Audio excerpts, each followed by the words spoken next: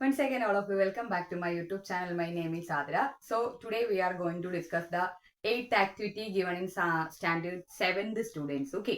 അപ്പം എട്ടാമത്തെ ആക്ടിവിറ്റി, അതായത് 7th സ്റ്റാൻഡേർഡിൽ പഠിക്കുന്ന കുട്ടികളുടെ സെക്കൻഡ് കെമിസ്ട്രി ചാപ്റ്ററായ ഫിസിക്കൽ ആൻഡ് കെമിക്കൽ ചേഞ്ചസിലെ എട്ടാമത്തെ ആക്ടിവിറ്റിയാണ് നമ്മൾ ഇന്ന് എന്ത് ചെയ്യാൻ പോകുന്നത്, ഡിസ്കസ് ചെയ്യാൻ പോകുന്നത്. അപ്പൊ നിങ്ങൾ കൃത്യമായിട്ട് പഠിക്കുന്നുണ്ട് എന്നാണ് എൻ്റെ ഒരു വിചാരം. അപ്പൊ നമുക്ക് എന്തായാലും എന്ത് ചെയ്യാം, ആക്ടിവിറ്റിയിലോട്ട് കിടക്കാം. For this activity, first of all, we need vinegar. Okay. അപ്പം ഈ ആക്ടിവിറ്റി കണ്ടക്ട് ചെയ്യാൻ വേണ്ടിയിട്ട് നമുക്ക് ഒന്നാമത് വേണ്ടുന്ന വസ്തുവാണ് vinegar. And in that vinegar there is one acid. What is the name of that acid? The name of that acid is acetic acid. Okay. വിനെഗറിൽ ഒരു ആസിഡ് ഉണ്ട്, അതിന്റെ പേര് എന്താണ്? Acetic acid. Then we need baking soda. Okay, രണ്ടാമതായിട്ട് നമുക്ക് വേണ്ടുന്ന വസ്തുവാണ് ബേക്കിംഗ് സോഡ. അപ്പം ബേക്കിംഗ് സോഡയുടെ പേരെന്താ? Sodium hydrogen carbonate. Sodium hydrogen carbonate ആണ് എന്ത്, ബേക്കിംഗ് സോഡയുടെ കെമിക്കൽ നെയിം എന്ന് പറയുന്നത്. So we are going to conduct this activity. First of all, we take a small amount of vinegar in a test tube and we need to add this baking soda into this vinegar. Okay, നമുക്ക് ആദ്യം എന്ത് ചെയ്യണം, ഒരു test ട്യൂബിൽ acetic acid അതായത് vinegar എടുക്കണം. അതിനകത്തോട്ട് നമ്മൾ എന്ത് ആഡ് ചെയ്ത് കൊടുക്കുന്നു, ഈ ബേക്കിംഗ് സോഡ അതിലോട്ട് ഇട്ട് കൊടുക്കുന്നു. Okay, at that time we can hear some hissing sound. ഒരു ബബിൾസ് ഒക്കെ ഫോം ചെയ്യുന്ന പോലൊരു സൗണ്ട് നമുക്ക് എന്ത് ചെയ്യാൻ പറ്റും, കേൾക്കാൻ സാധിക്കും. Okay, then we need to pass that gas to a freshly prepared lime water. അപ്പൊ അവിടെ ഈ ബബിൾസ് ഫോം ചെയ്യുന്നു എന്ന് വെച്ചാൽ എന്താണ്, ഏതോ ഒരു ഗ്യാസ് ഫോം ചെയ്തു എന്നാണ് അതിന്റെ അർത്ഥം. ഓക്കെ, ബബിൾസ് ഫോം ചെയ്യാൻ മീൻസ് അവിടെ ഏതോ ഒരു ഗ്യാസ് എന്ത് ചെയ്തു, ഫോം ചെയ്തു. Then we need to pass that gas to a freshly prepared lime water. ആ ഗ്യാസിനെ നമുക്ക് എന്ത് ചെയ്യണം, ഒരു ഫ്രഷ് ആയിട്ട് പ്രിപ്പയർ ചെയ്ത ലൈം വാട്ടറിലേക്ക് പാസ് ചെയ്യണം. So at that time the lime water turns to milky. നമ്മൾ ഈ പാസ് ചെയ്യുന്ന ഗ്യാസ് അതിൽ എത്തിക്കഴിയുമ്പോഴത്തേക്ക് ഈ ലൈം വാട്ടർ എന്തായിട്ട് അങ്ങ് മാറും, മിൽക്കി ആയിട്ട് കൺവേർട്ട് ചെയ്യുന്നുണ്ട്. അപ്പൊ ഇതിന്റെ ഒരു ഏകദേശം ഒരു ഫിഗർ ഞാനിവിടെ എന്ത് ചെയ്തിട്ടുണ്ട്, വരച്ചിട്ടുണ്ട്. ഇതേ ഫിഗർ നിങ്ങൾക്ക് ടെക്സ്റ്റിലും തന്നിട്ടുണ്ട്. ഓക്കെ, അപ്പൊ നമുക്ക് ആ ഫിഗർ വെച്ചൊന്ന് പറയാം. അപ്പം ഇതെന്താണ്, ഒരു ടെസ്റ്റ് ട്യൂബ്. അതിനകത്ത് എന്തൊക്കെയുണ്ട്, വിനെഗർ ഉണ്ട്. അതിനകത്ത് എന്ത് ഡിസോൾവ് ആയിരിക്കുന്നു, ബേക്കിംഗ് സോഡ. അപ്പം നിങ്ങൾ ഏകദേശം ഒരു പൈപ്പ് പോലൊരു സാധനം കാണുന്നില്ലേ, ഇതിനെ നമ്മൾ പറയുന്ന പേരാണ് ഡെലിവറി ട്യൂബ്. ഓക്കെ, നമ്മൾ ഇതിനെ പറയുന്ന പേരാണ് ഡെലിവറി ട്യൂബ്. കാരണം ഈ ബേക്കിംഗ് സോഡയും വിനെഗറും തങ്ങൾ റിയാക്ട് ചെയ്യുമ്പോൾ ഇവിടെ ഒരു ഗ്യാസ് ഫോം ചെയ്യുമല്ലോ. അപ്പം നമ്മളിവിടെ ഒരു കോർക്ക് വെച്ചിട്ടുണ്ട്. കോർക്കിലൂടെയാണ് എന്ത് അതിലേക്ക് ഇൻസേർട്ട് ചെയ്തിരിക്കുന്നത്, ഈ ഡെലിവറി ട്യൂബ് അതിനകത്തോട്ട് ഇൻസേർട്ട് ചെയ്തിരിക്കുന്നത്. അപ്പം ഇവിടെ ഈ രണ്ട് വസ്തുക്കൾ, അതായത് വിനെഗറും ബേക്കിംഗ് സോഡയും റിയാക്ട് ചെയ്യുമ്പോൾ ഫോം ചെയ്യുന്ന ഗ്യാസ് ഇതിനുള്ളിലൂടെ എന്ത് ചെയ്യും, ഈ ഡെലിവറി ട്യൂബിലൂടെയാണ് നമ്മൾ എവിടെ എത്തിക്കുന്നത്, ഫ്രഷ്ലി പ്രിപ്പയർഡ് ആയിട്ടുള്ള ലൈം വാട്ടറിൽ എത്തിക്കുന്നത്. Okay, so we are using this delivery tube for deliver carbon dioxide to a freshly prepared lime water. നമ്മൾ ഈ ഡെലിവറി ട്യൂബ് എന്തിനു വേണ്ടിയിട്ട് ഇവിടെ ഉപയോഗിക്കുന്നത്, ഇവിടെ ഫോം ചെയ്യുന്ന കാർബൺ ഡയോക്സൈഡിനെ നമുക്ക് എന്ത് ചെയ്യണം, ഫ്രഷ് ആയിട്ട് പ്രിപ്പയർ ചെയ്ത് വെച്ചിരിക്കുന്ന ലൈം വാട്ടറിൽ എത്തിക്കണം.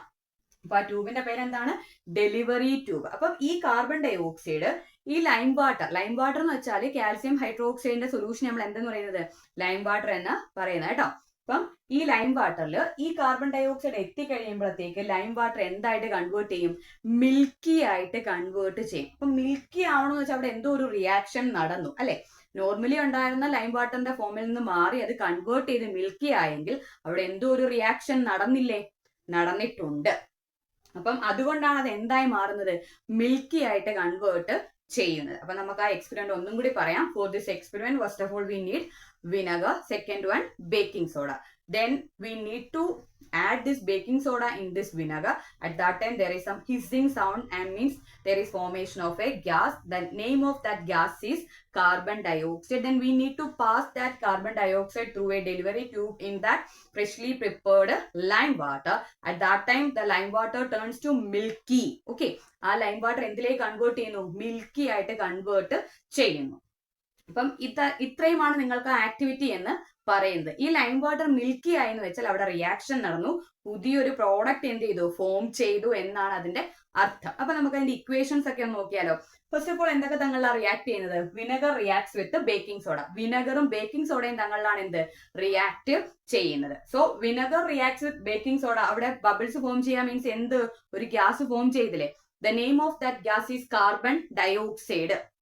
വിനെഗറും ബേക്കിംഗ് സോഡയും തങ്ങളിൽ റിയാക്ട് ചെയ്യുമ്പം ഫോം ചെയ്യുന്ന ഗ്യാസ് ഏതാണെന്ന് ചോദിച്ചാൽ carbon dioxide.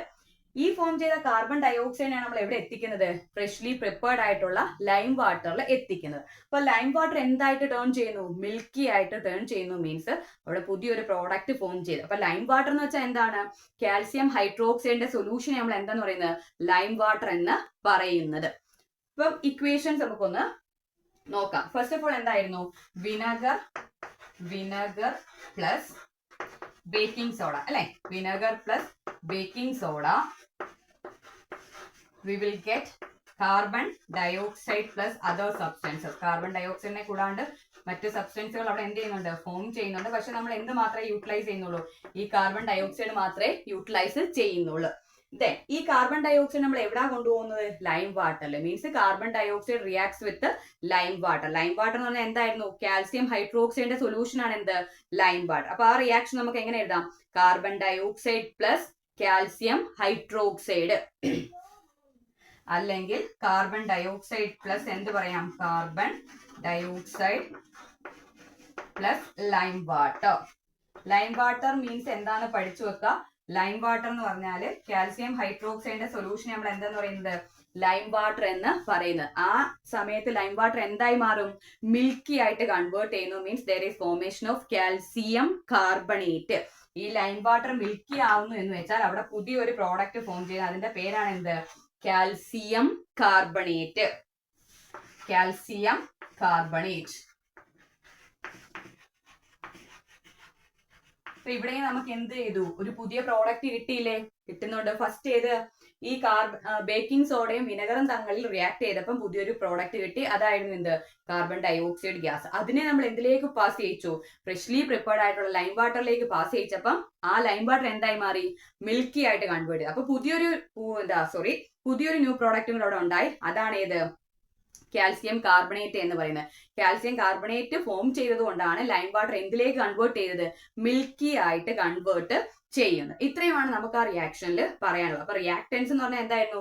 Substances present before the reaction are known as reactants. റിയാക്ഷന് മുമ്പേ അവിടെ പ്രസന്റ് ആയിരിക്കുന്ന വസ്തുക്കളെ നമ്മൾ എന്തെന്ന് പറയുന്നത്? റിയാക്ടൻസ് എന്ന് പറയുന്നത്.